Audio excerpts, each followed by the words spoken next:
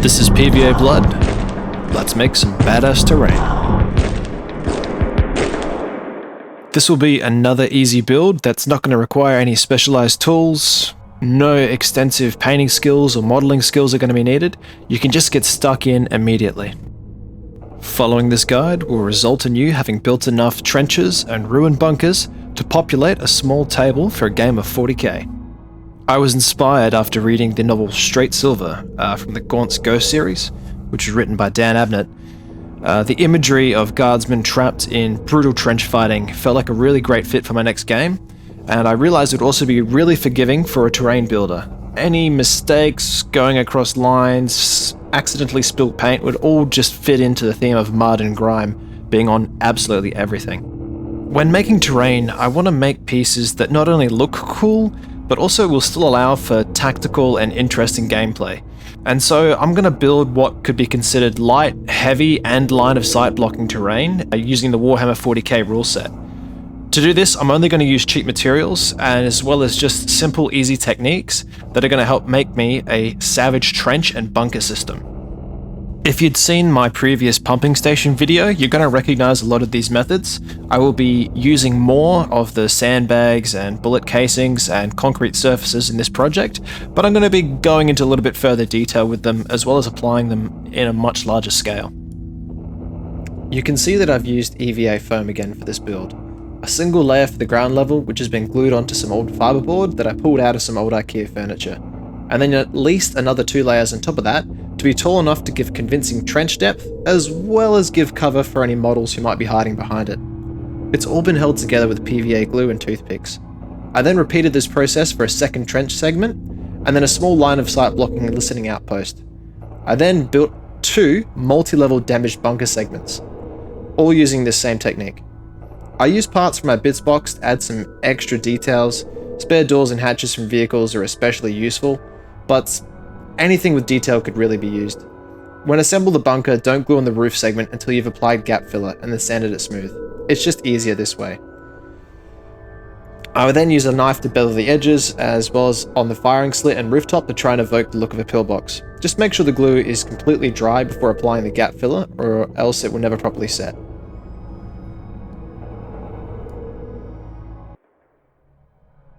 The gap filler sets hard, and will last really well through extensive use.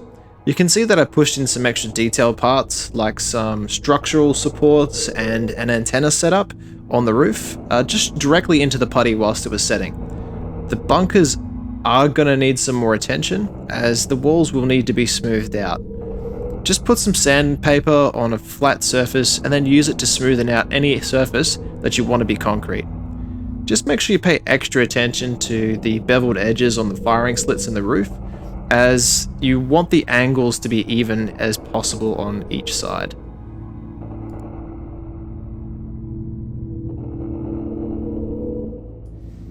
Now for the corrugated iron, I'm just going to be using some old corrugated cardboard that I had lying around the house. I salvaged this from an old box of wine by peeling off the card on one side, revealing the corrugation beneath. Now you can buy this stuff from a craft store, but if you've just got it in the house already, why make the extra trip? Peels off nice and easy, and then cut it to size. This is the only instance in which I used a ruler, just to make sure I didn't chop off my fingers.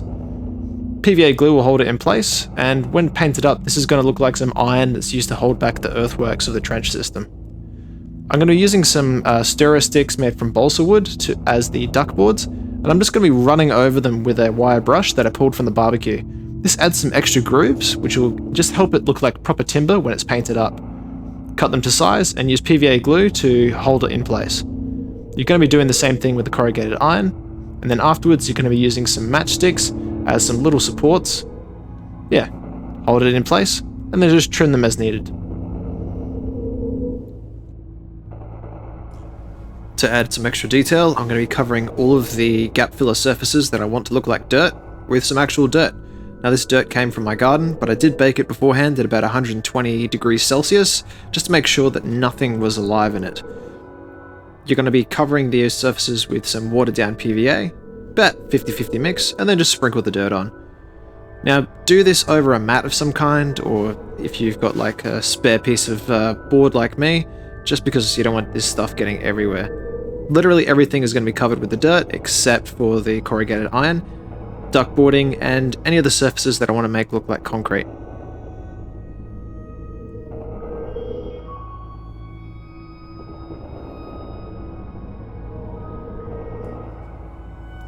Now your terrain build is really going to benefit from just putting in an extra 5% effort just on the little details.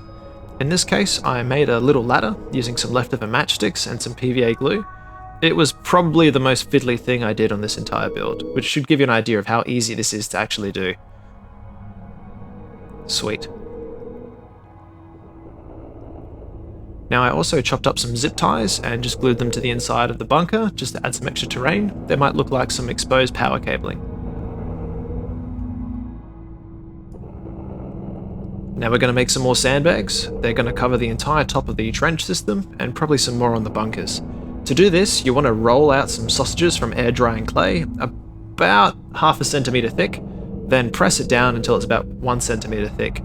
You're then going to be slicing along the length of this sausage just to make the seam for the bags, and then cutting it at about 1.5 centimeter intervals. Easy. Apply some PVA glue to the surface you want to stick them to, and place them on top. Just be sure to give them some time to dry.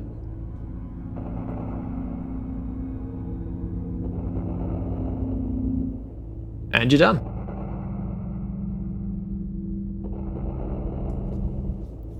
When the sandbags have had a little bit of time for the glue to dry, you can start to poke some holes into the bunker itself. Make sure you pick away at the EVA foam beneath the gap filler as well, just to give those holes some extra depth. Don't forget to put some holes in the sandbags so you can see where the tracers have all been impacting at soldiers taking cover behind. When you're done, you're going to be painting the entire concrete bunker with a single color of grey. Just mix an even mix of just warm grey with PVA glue, and then add water until the consistency is about milk. This is super easy. We're just going to be using one thick coat.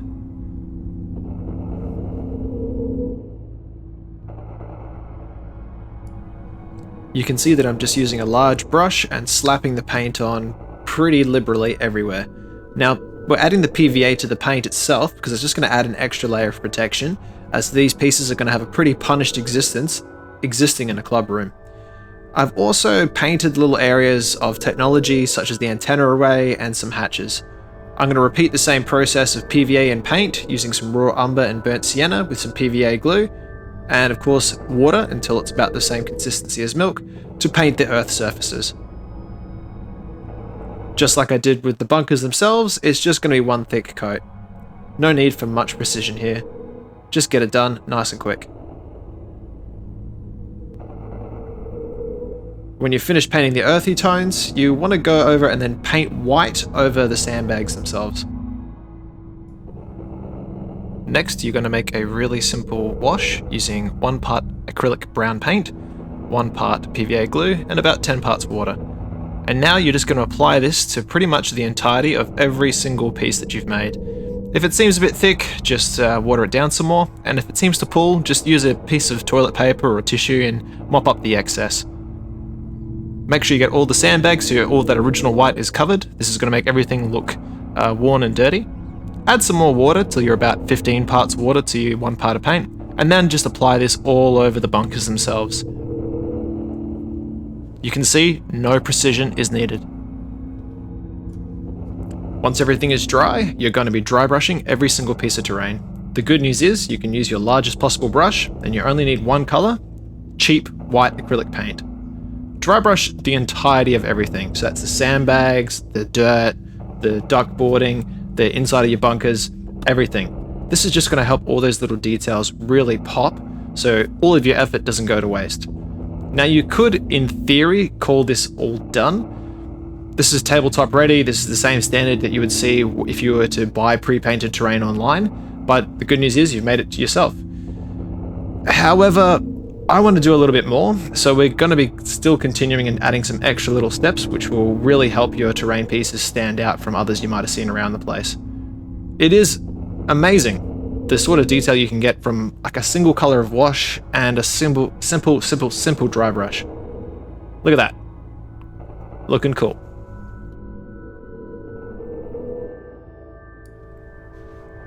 So we're going to be making a black wash, just like we did with the brown, except this time you don't need PVA glue. I figured that in the 41st millennium, you're just as likely to be hit with a bullet as you would an energy bolt, so I wanted to add some scorch marks around this battle damage.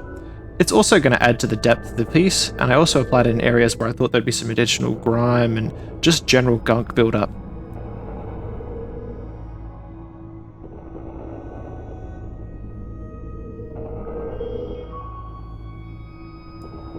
It's all about the little details. So just like we did in my previous video, I'm going to turn angel hair pasta into some bullet casings. Just apply gold paint to pasta and you're pretty much done. Now you're going to want to cut these to the correct sort of scale, so keep a mini on hand to make sure that it looks right. Yeah, that seems about the size of a bolt shell.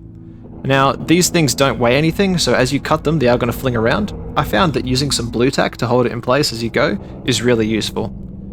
Now, I realized that I was going to be making a lot of these for this project that I'm working on, and then it was just going to take too long cutting one piece at a time with a Stanley knife, even with my blue tack system. So I ended up swapping out to a curved blade and multiple pieces at once. This worked really well. I found that very quickly I was able to create a whole gunfight's worth of shells, which I could then scatter on the terrain.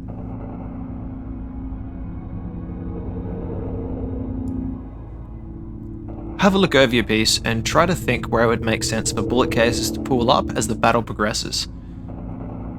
Put down some watered PVA first, sprinkle the cases on, and then add some PVA afterwards just to help protect and seal them in. When the glue is dry, it forms a really secure bond that will keep those shells in place even through repeated play. If you've got models sitting on them, if things get slided around, the shells aren't going anywhere. These shells really help tell a story and make the battlefield look a lot more, for want of a better word, lived in. You can tell that things went down in a serious way. It just looks cool. And that's it. Just wait for the glue to dry, and if you think it looks too glossy, just hit it with a matte varnish.